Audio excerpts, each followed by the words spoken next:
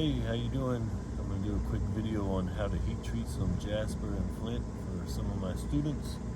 Hope you like it. I got a bucket of some Utah stuff, all slabbed up, some alabates. I'm going to just lay them on a bed of sand in this cooker here. It's just a turkey baker with the pan taken out. Some people don't like to use sand. I do, because I think it heats it up more slowly and cools it down a lot slower. That way, less risk of cracks. But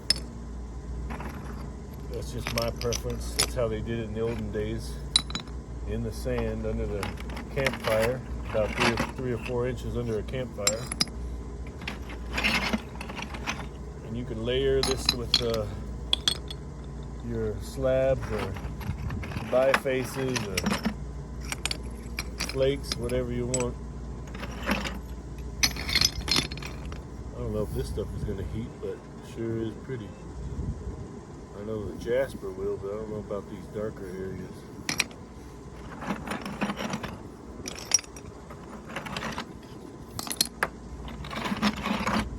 Get all this stuff in there. Loads of cool alabates and the agates, some yellow stuff, California clear.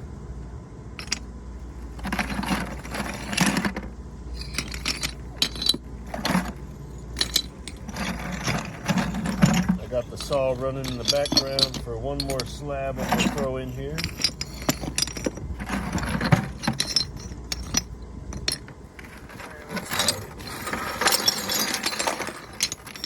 Pretty pink stuff from Spain, I think it is.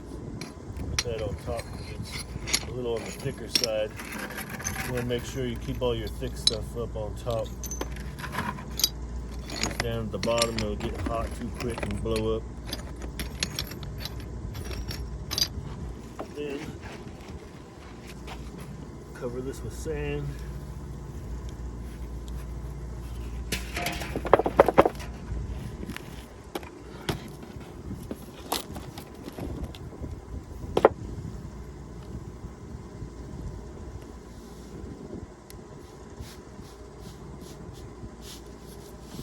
Make sure there's a good pile of insulation on top there, all that sand. Put the lid on it. I'll get it plugged in a minute, but I'll start it out at 200 for about 8 to 10 hours. Let's see, we'll get a little bit, because that's the boiling point of water. Just below 200, you want to evaporate all the moisture out of that stone. And every, every hour or two, maybe 3 hours, go up 50 degrees.